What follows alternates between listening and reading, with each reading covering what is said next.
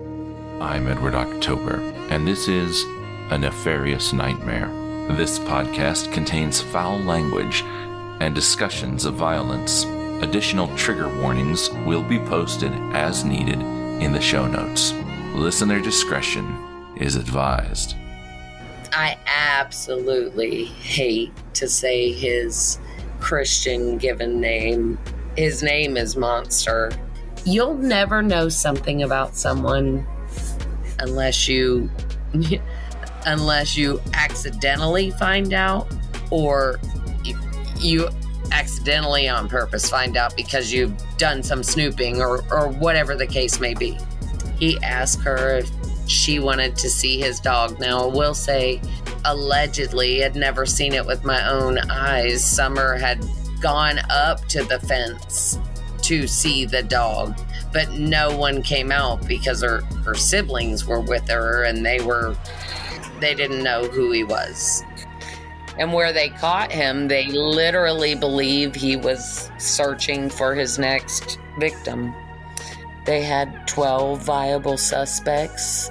11 of them willingly gave their DNA. One of them hightailed it to Mississippi on his mama's dime. On a chillier than normal day, October 19th, 2009, Somer Thompson disappeared on her way home from school. She had been in a dispute earlier that day with a classmate, and it was believed she had run off upset. The horrifying event that took place after that is something that no mother, sister, brother, friend, or family member should ever have to experience. Today, we sit down with Somer Thompson's mother, Diena Thompson, to bring awareness to that and to remind everyone to be extra vigilant. With that, I'm Courtney Fenner. And I'm Amanda Cronin, and A Nefarious Nightmare presents His Name is Monster, the tragic murder of Somer Thompson.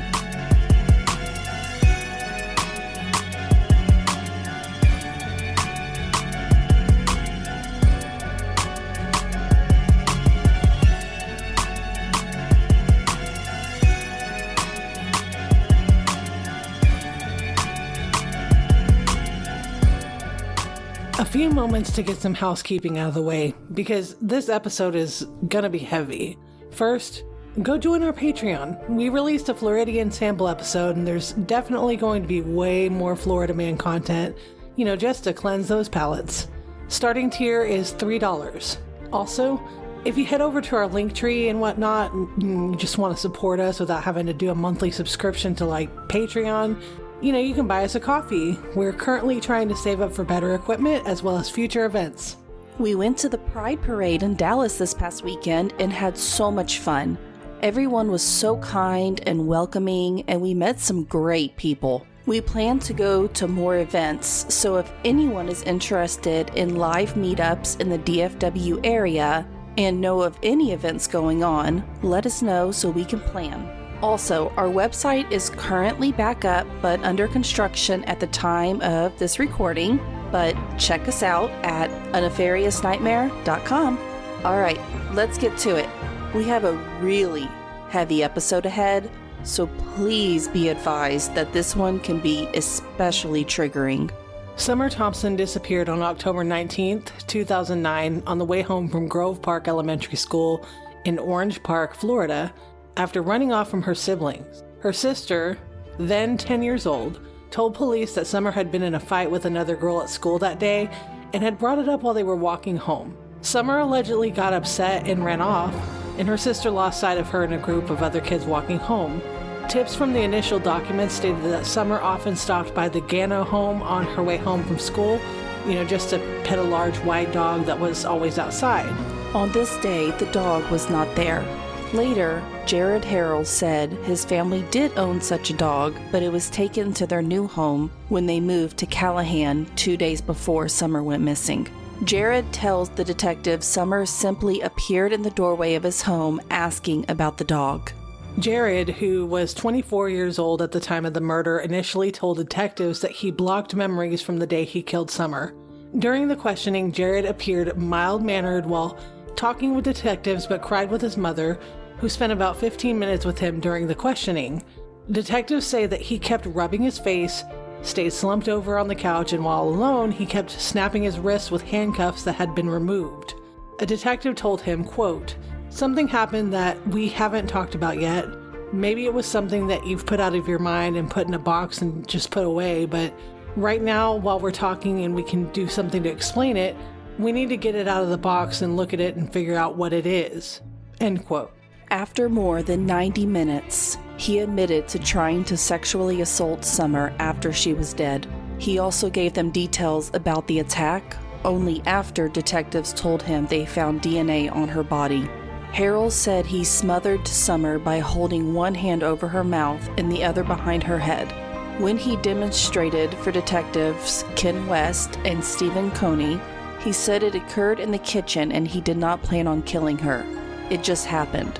Quote, "She kind of went limp, so I started to panic." End quote. He then told detectives how he put Somer in a large plastic box and drove her body to the rear of the Fleming Islands Beauty and Beef restaurant, where he used to work, and left her in a dumpster. The garbage was hauled away the next day. Somer's body was found in a southeast Georgia landfill 2 days later. A detective asked him, quote, "Is it possible you moved her clothes to be able to see some stuff before you put her in the box?" To which Jared simply replied with, quote, "I didn't do it purposely, and if it's something more than that, I've blocked that out." End quote. After returning home, he noticed that there was a massive search for Somer. He said that he remembered seeing people with flashlights and inquired about the police activity, like he didn't know what happened. I personally do not believe him in this at all. In February 2010, not even 4 months later, Jared was arrested in a CVS parking lot in Meridian, Mississippi on unrelated child pornography charges. After being transferred back to Clay County is when detectives started to talk with Jared about the links between him and Somer. One detective asked how he would rate himself on a scale of 1 to 10, with 10 being a monster. And Jared replied, quote, "I am gonna be a 10." End quote. He also asked them during this conversation if he could get some help with his child pornography fixation. Near the end of his confession, Harold asked if one of the detectives are going to talk with Somer's mother. The detective told him that they would. Quote, "Can you just tell her that I'm really sorry? It's not a regretful thing, it's a remorseful thing. I really am sorry that it happened. I know I'm going through some rough times, but I can't imagine what she's going through. I never had a kid, so I don't know what kind of bond that's like." End quote. The DNA swabs that were taken from Somer's body matched the samples of Jared's DNA profile, eliminating 89% of the remaining population. They did have 11 other suspects that were eliminated by the DNA findings. Other things that pointed to Jared were statements from his friends stating that Jared began acting strange, losing weight, becoming a recluse, and also growing facial hair. Jared was also prone to telling sex-laced jokes about children and was known to say things like, "I am not afraid to steal a child," end quote, when he saw one, the document said. One of his jokes, quote unquote, he found funny was, quote, "What is worse than finding 10 babies in the trash bin? 1 baby in 10 trash bins." And I mean, who thinks that's okay? If someone said that to me, I would not be friends with them or even acquaintances with them, and they would be suspect number 1 in every case to me. Somer loved to spend her days playing outside, and she dreamt of becoming a ballerina. She was said to love dancing 3 beats behind the rhythm of any song and loved growing up in warm Florida. Somer's family affectionately nicknamed her Grace because, quote, "She was so clumsy. I mean, she couldn't walk and chew bubblegum at the same time because she loved to dance." End quote. And that's a quote from her loving mother. She also said that she loved showing her love for her family and friends. Quote, "I mean, she just wanted to hug everybody. She just said she wanted everybody to be happy with her." End quote. She was very sensitive and really took it to heart any time someone teased her. Her mother says that, quote, "She had problems with her speech, and she was in some special classes to try to help her, and they made fun of that fact." End quote. We bring this up because if you remember from the beginning of this episode, Somer initially ran off from her siblings that dreadful day because she was upset about getting teased by some fellow students. After running off, her sister and twin brother arrived home 15 minutes later, but Summer was nowhere to be found, and that is when the search began. A short 48 hours later, Summer's body was found in the garbage landfill. The investigation did end up revealing that they were living in a minefield of registered sex offenders. There were 162 registered sex offenders in just a 5-mile radius of Summer's home. Summer's mother, Diena, said that people were very quick to judge her because she was a single working mother who let her kids walk to school. Quote, "That's one of the things that hurts me the most," she said. "People want to speculate and think bad things about me," end quote. Yet Florida State Police dictated that Diena's children could not ride the school bus because the family lived less than a mile from the school. Quote, "That makes no sense to me. You're making my child walk in a jungle of monsters every single day, walking home from school," end quote, said Diena. 21 years ago, Jared's mother, Annis Daly, made headlines of her own when she fell under the spell of her much older employer, Joe Newman, a married man, self-professed inventor, and quote-unquote messenger of God. Among the messages that he claimed to have received from God was an order to marry Annis and her 8-year-old daughter as well. Newman also claimed that God would tell him when to consummate the quote-unquote marriage with the young girl, which is sick. Newman was quoted in the Mississippi's Georgia County Times saying, quote, "God spoke to me the morning of February 13th, 1989, telling me to marry the girl, which is exactly 5 months to the day that Hurricane Gilbert became the greatest hurricane of the century. God has chosen the girl and Annis and Ellen, Newman's wife, in a special way to glorify God's word and righteousness," end quote. The tabloid Weekly World News ran a feature on the couple, quote, "Everything that's happened, God has a definite purpose to it," end quote. Annis was quoted as saying, "It's taken a genius like Joe to lead it," she said. Jared was 3 years old at the time of the quote-unquote marriage. A Mississippi court ruled Annis as an unfit mother and removed both of the children from the household.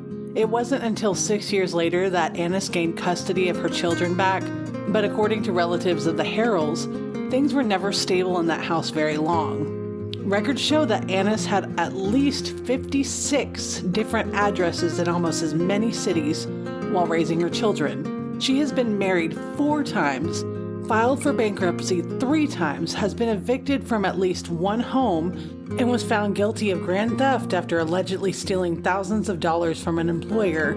All of this is giving me some serious Shelley Notek vibes. At the time of Summer's murder, there were signs that Annis Daly was turning her life around. Her business profile for the Amelia Island Chamber of Commerce boasts a loving family. Her husband, Gerald Daly, had recently been featured in the local media for his Good Samaritan work organizing volunteers during emergencies. At 24 years old, Jared still lived with his mother and depended on her financially. Relatives also said that Jared had always been overweight and slow in school. He'd been teased and picked on by family and classmates. His MySpace profile clearly showed someone who was on the brink of wanting revenge. Joe Newman was reached out to after Jared's arrest for the murder of Summer, and in the letter that he sent back to a news channel, he said, quote, "During the short time I was with Jared, I found a child that was wanting love and guidance. I tried to give that to him. I hope Jared is not guilty of killing the sweet Summer girl. I personally would not have thought that the Jared that I knew, was capable of doing such. I hope all involved will make absolute proof he is guilty before damning him," end quote. He also went on to say, quote, "I was in court on Annis's behalf to keep Jared's father from getting the children. While I was on the stand, God did such an astounding miracle that the judge dismissed the court. The attorney who was representing Jared's father walked out of the court saying that he no longer represented him," end quote. And we've searched for this full letter, but we just can't find any more information on it. That's kind of, convenient. 2 months before Summer's murder, police were actually tipped off about Jared's interest in child pornography. Lisa and Rod Buchanan knew Jared through his stepfather and their church. In 2008, Annis apparently asked Lisa and Rod if Jared could move into an apartment complex with their daughter Katie and her fiancé, to which they actually agreed. But it didn't last very long. In an interview with Rod, he stated that, quote, "things turned up missing," end quote. Katie and her fiancé said that one night they found their iPod in Jared's car, and since they were family friends, they gave him the option to move right out this second or go to jail. Jared left that night, leaving behind his computer. They got suspicious of Jared and decided to search the computer. Rod said, quote, "and that's when they found, it was right there on the desktop. There was no effort made whatsoever to hide the material," end quote. They told Katie's parents immediately what they had found, which was a lot of child pornography on Jared's computer. Rod said, quote, "stuff that our children shouldn't have seen, shouldn't have never had to see," end quote. Rod did the right thing and took his wife and daughter to the police to turn over the computer. He said that Katie told police she feared that Jared might have known some of the children in the pictures. He had plenty of access to kids. He babysat his sister's children. His sister ran a business selling toddler items out of her home. They lived in a neighborhood filled with young kids, and in the end, she was right. Police said that they found photos of a 3-year-old child on his camera at the time of his arrest. Why was he not arrested for this? We don't know, but it's infuriating.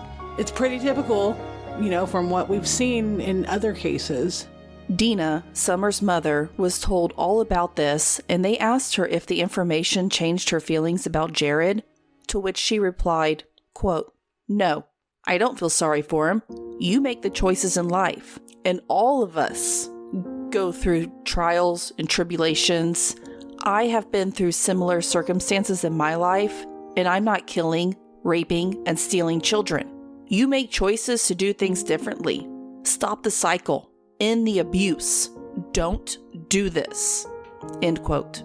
And before we continue to talk about this total and complete narcissist scumbag of a fucking monster, I'm sorry guys, I've held back long enough, but anyway, we had the pleasure of talking to Diena Thompson, who is Somer's mother. We want you all to know that she refuses to call him by his given name, which is why we titled this the way that we did, to honor Diena. Because he's just that. He's a fucking monster. My name is Diena Thompson. I am the mother to 5 beautiful children. One, unfortunately, no longer being with us, and that would be Somer Renee Thompson. Somer is my 4th of 5 children. There were twins with the last pregnancy, so I have Somer and Samuel. And they were born in April of 2002, a whopping 4 pounds 12 ounces and 4 pounds 13 ounces. And Somer, she was my shoe gal. She loved shoes, and she hated to brush her hair. She loved animals so much. Probably to a fault. Actually, to a fault, no doubt about it. She loved dolls. She loved her siblings. She loved her mom. She was that little girl that was always vying for the attention of everyone around her. She was truly a spitfire. She was maybe not TV material because she wasn't really graceful, so we called her Grace a lot. So on some unsuspecting Monday, October 19th, 2009, in a very picturesque, little cute, safe town, my children went to school. And when they got out that day, by the time they got home, I was informed that Somer didn't make it home. And as soon as I learned about that, I was immediately calling everyone, friends, neighbors, the people at the school, to make sure, I knew one of the crossing guards personally, and she kept telling me she hadn't seen her. And I left work, which was very close in proximity to my home and to where this all transpired. And I decided I was going to go down the route that she would have taken to get home from school. And I'm screaming out the window. I've got my windows down. I'm screaming her name. And then I realized that there's a deputy sitting there, and I pull into the little parking lot of where he's sitting at. And I'm like, my daughter's missing. My daughter's missing. I've checked everywhere. So he starts asking me basic questions and, basically calls it in, because you have to call it in to really get the response that you need in a situation like this. And then it continues from there. It was over 6 months before we had any clue who it was. Never being cleared ourselves because they didn't know who it was. When they get out of school that day, the twins are walking home. They're waiting for their older sibling to get to them, because she got let out later because they let the younger children out first. And apparently Somer was being bullied by someone, but she was trying to stand up for herself. And when she did, her sister walked up and heard her, and she was like, you shouldn't talk to people like that. So kind of, was correcting her, but she didn't know the whole situation. So Somer got upset by that and ran ahead. And she decided to sit down in the lawn of a monster, if you will, a lair. And she was, by witness testimony, she was crying with her, her hands, or her face in her hands. And the monster came out and asked her would she like to see his dog. And so Somer went inside, like she'd been told never to do, and even been warned in specific situations like this, but she went inside. And to be honest, I prefer not to go into the actual intimate details of that, because that's just very personal stuff. But needless to say, he had his way with her. Unfortunately, both alive and dead. And he put her in a plastic, Rubbermaid, larger tote. And he put her in the back of his little kind of Jeep, but it wasn't a Jeep, and drove her, I think it's about 7 miles away, and put her in a dumpster. And that was on Monday. And then he made it back to the house after doing that. Now, all of this happened by his own admission within 1 hour. So she's missing on Monday. No one can find her. They've got the dogs. They've got the helicopters. They've got every police officer from all over looking for her, because it's a true missing child. And the next day, she's missing all day. We have a press conference to talk about her, because they at first couldn't issue an Amber Alert for her. You have to meet certain criteria, and there's 5 of them. And if you don't meet one, then you don't get an Amber Alert. I will say in Florida, a missing child alert has been enacted, and that has a lot to do with Somer and a few other children who have gone missing and didn't meet the qualifications. And the state realized there was a necessary need to enact another type. Actually, I think that's USA wide, but I'm not certain on that. But anyway, so the next day she actually gets an Amber Alert, and I'm being told I'm being asked crazy questions. I'm being told crazy things. My mind is spinning.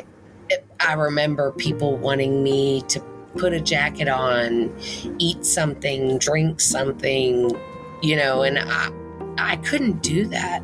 My child was missing, and I didn't know if she was eating something or drinking something, or if someone was keeping her warm. So I couldn't do it. Unfortunately, Somer was located on Wednesday, October 21st, 2009, at a landfill in Georgia. We live in Florida. If you didn't, you know what I mean? If you didn't meet that criteria, unfortunately, honestly, the percentage of times that it happens like Somer is less than 7% of the time. 93% of the time, it's someone the child knows, loves, and or trusts.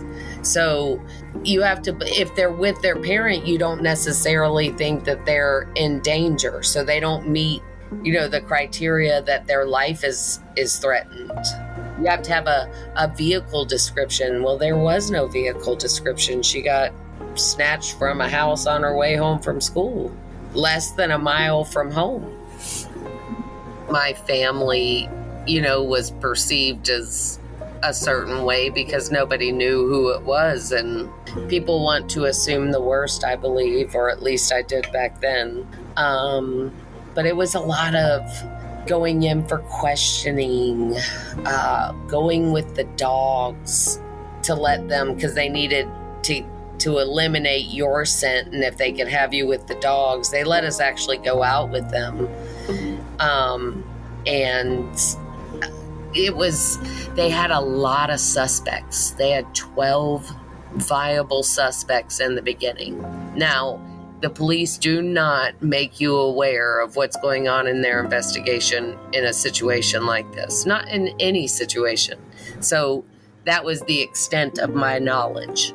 I honestly don't know how long he stayed there after he, committed his crime. I think it was because he was no one. I had no clue that who were the suspects. I just knew that they had people that they were looking at. And so that house was nothing to me. That place where he lived was nothing to me. But after the fact, like even doing, I believe it was Dateline, like watching the story, they knew more about that side of it than I did, because that was not my particular point of interest. Mine was my child.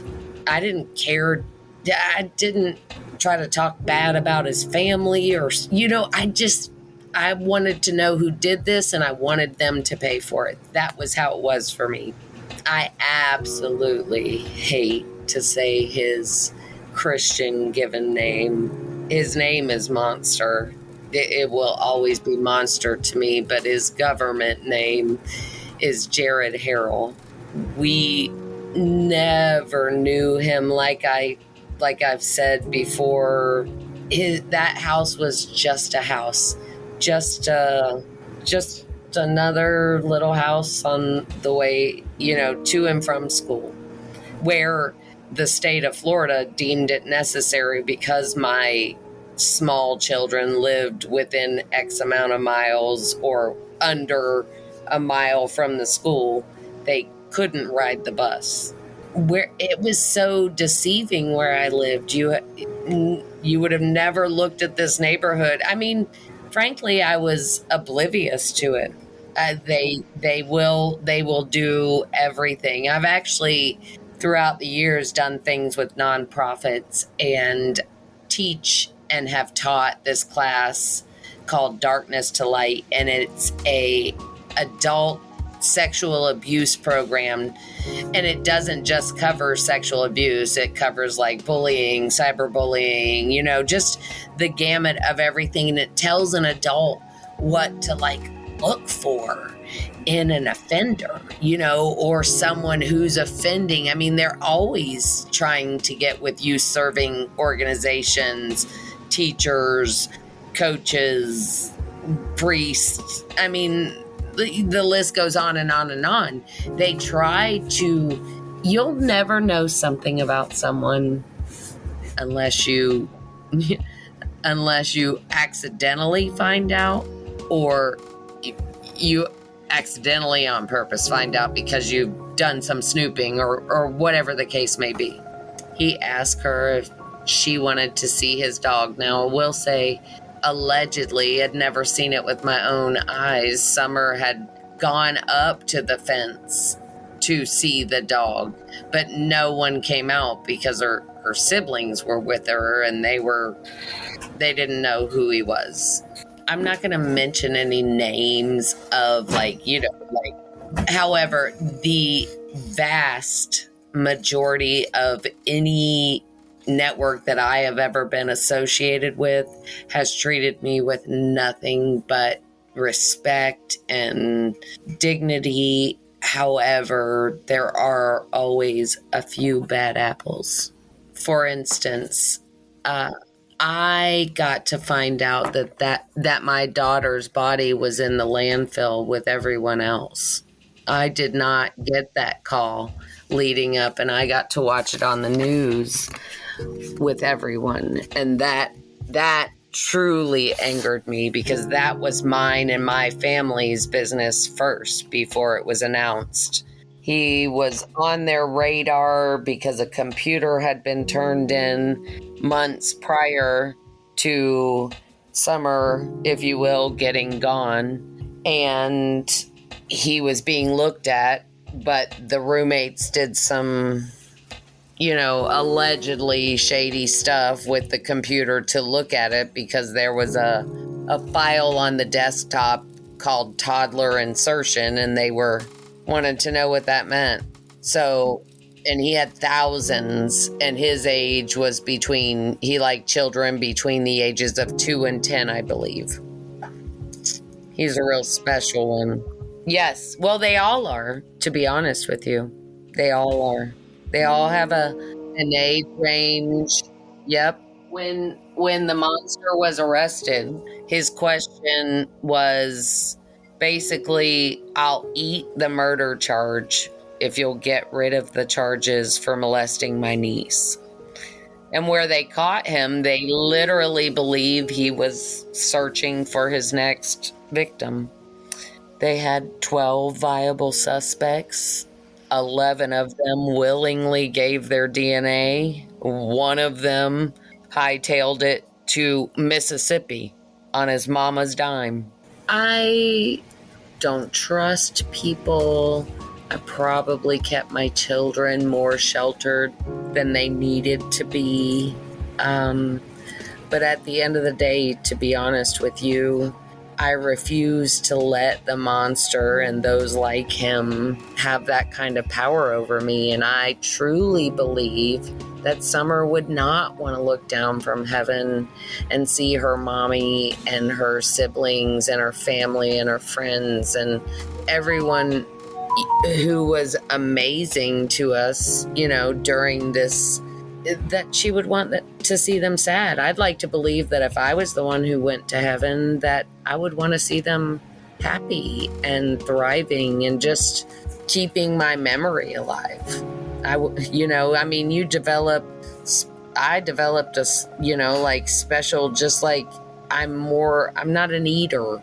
I'm a picker. I don't, because people kept trying to shove that on me. Just eat something. And I just didn't want to eat anything. And now since then, I'm probably developed my own little special kind of eating disorder, as sad as that is. But I think that, it's, what do they call that? Battle scars. I wanted to because it was still a regular normal house inside, I wanted to donate everything to Habitat for Humanity. But then I started thinking, wait, how can I make this, the demolition of it, because I wanted it gone, the cheapest. And I started thinking about if we could set it on fire, but I'm a law-abiding citizen. So I got with my fire department and I was basically told them, I got this house, I don't want it. And they were like, well, if you could leave it as much like a real person home with the cabinets and the ceiling fans and all the, the whatnots in an empty home, if you will, that's more beneficial to them, because most people aren't living in a home without cabinets, if you understand what I mean. So they burn it down for me, but before they burn it down for me legally, they let me go in with their fireman axes and, kind of punch some holes in the wall and take out my aggression. They were nothing short of amazing. And then on the day of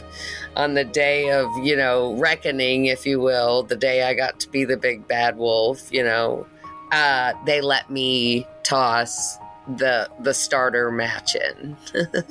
It was cathartic. That's my word. And then I got the community came together, cleaned up the property, and now it is literally a beautiful vegetable garden and fruit garden, and you can go in there and take whatever you want. Somebody's added now a little book station where you can go in there and take a book, and if you want to put some books in there, you can. The Boy Scouts have come out and built like water filtration systems. It's really a beautiful place, and unfortunately it will always be what it is. So it started out as the Somer Thompson Foundation, and now it's the Summer Sunshine Foundation. Just a switch of hands of people who were actually running the site and whatnot. People are more than welcome to donate. We are a 501c3.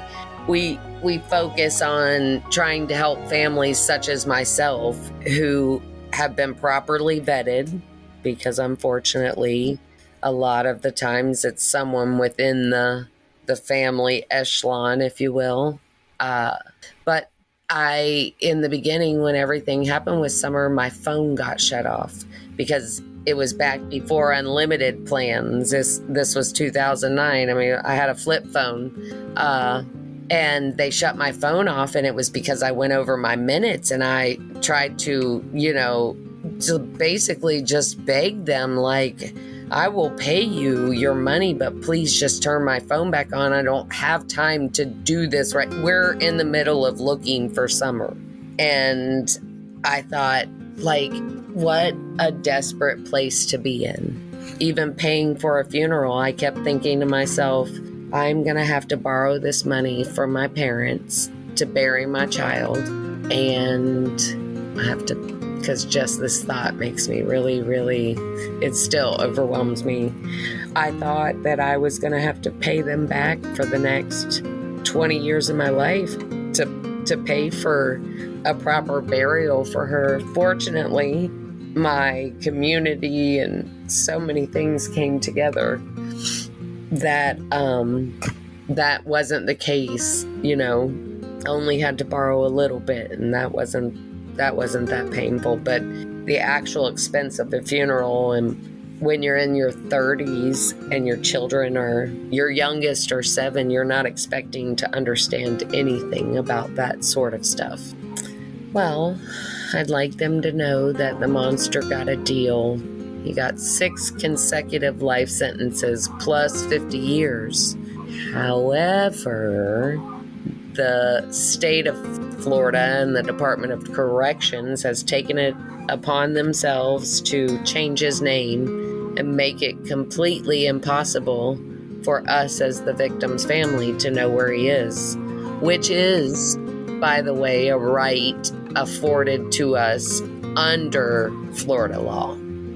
My goal is to make a difference for another mommy, to hopefully at the end of my days, I'll know that Summer and I maybe just saved one. And I have nothing really to gain. I just hope to make other people be more cautious, or maybe look into things to make themselves more knowledgeable, to protect, their loved ones or just the little babies, because they literally are 100% of our future. Jared Harrell pleaded guilty in the abduction, molestation, and killing of Summer. He also pleaded guilty in 2 other cases, including child molestation of a 3-year-old girl and possession of child pornography, totaling in 59 charges. He was sentenced to a total of 6 life terms, 4 in connection with Somer's kidnapping and murder, and under a plea agreement prosecutors and defense attorneys reached with Jared, he avoided a trial and a possible death sentence. Judge Don Lester said in the sentencing hearing, quote, "It is absolutely inconceivable to me, and I think to any sane, rational person, how you could have committed these acts upon these innocent children. With this plea agreement, you are going to die in prison. You will have the rest of your natural life in prison to contemplate the actions committed and the indescribable suffering you have caused to the victims and their families." End quote. They also spoke about the dog at the Harrell house that Somer would stop and play with during the court sentencing, and everyone believes that he used the dog to lure her into the house. The only reason the Thompson family agreed to the plea deal was because Jared agreed not to appeal any of his convictions. Diena told him in court, quote, "Once again, I think that you should look at me, the mother of the child that you strangled and raped and threw in the trash, but cowardly as always, you can keep your head buried. Somer was an innocent child. Before you took her life, you took her dignity, her virginity, and then you took her life. After all that, you then treated my child like trash. I don't know why. Only you can answer that. There is no reason that you would provide me. There's only your own pitiful, sorry excuses." End quote. She went on to say, quote, "Your punishment absolutely does not fit your crime. Your admission of guilt made it possible for good people to spare your sorry life. Obviously a foreign concept to you. This will be the last breath that I waste or use on you. As with the last breath, I would like to tell this honorable court that it is now time to take out the trash. May God have mercy on your sorry, sorry soul." End quote. But before she said that to him, Somer's twin brother, Samuel, made a statement. Quote, "We know you did this. We have evidence. She trusted you, but you had to do what you did, and look where it got you. And now you're going to jail." End quote. Somer's aunt, Dawn Burner, made a statement saying, quote, "Your selfish actions have forever changed so many lives. Knowing you will never be able to hurt anyone else again is the only peace that I get from this senseless act you have committed." End quote. Debbie Bowling, Somer's grandmother, told him, quote, "Do you know what you did to my family on October 19th, 2009? You took everything. How could you? How could you kill a defenseless little 7-year-old girl that only loved everybody? You are no longer a person or a gentle giant. You are a monster, and you should be treated so.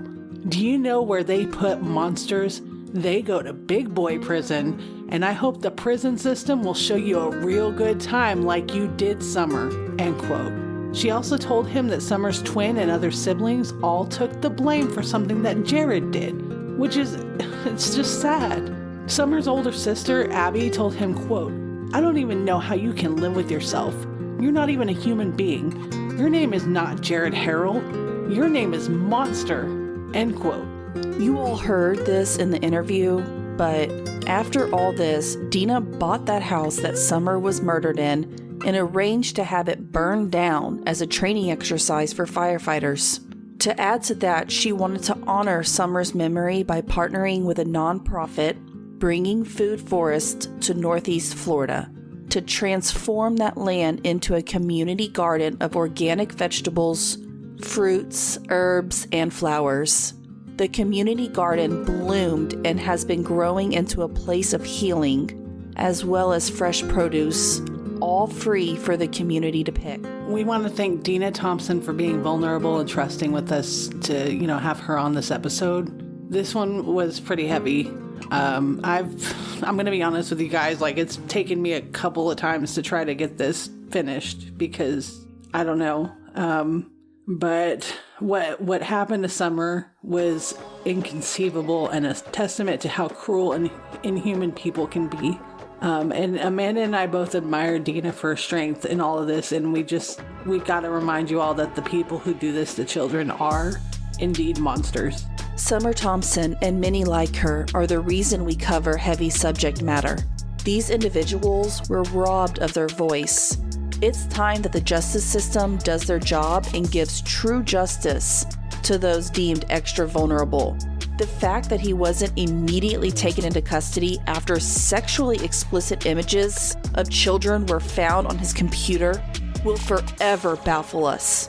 But I will say that the fact that the media mostly did a great job covering this story is both amazing and surprising. It offers up some hope that maybe the media will take extra care when talking about victims and their families.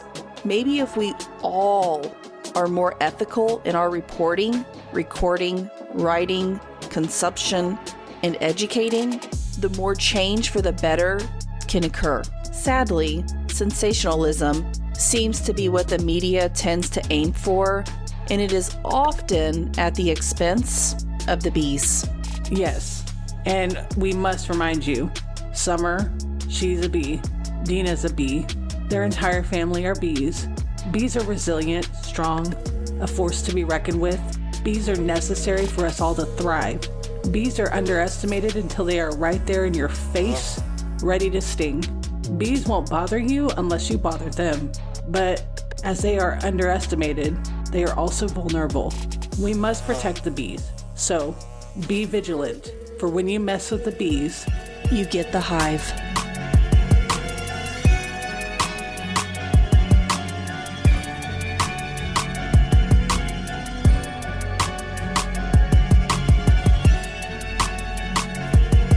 Thank you for listening to A Nefarious Nightmare. Original intro music by Ghost Stories Incorporated. Remixed by Ryan RCX Murphy. Additional music provided by Epidemic Sound.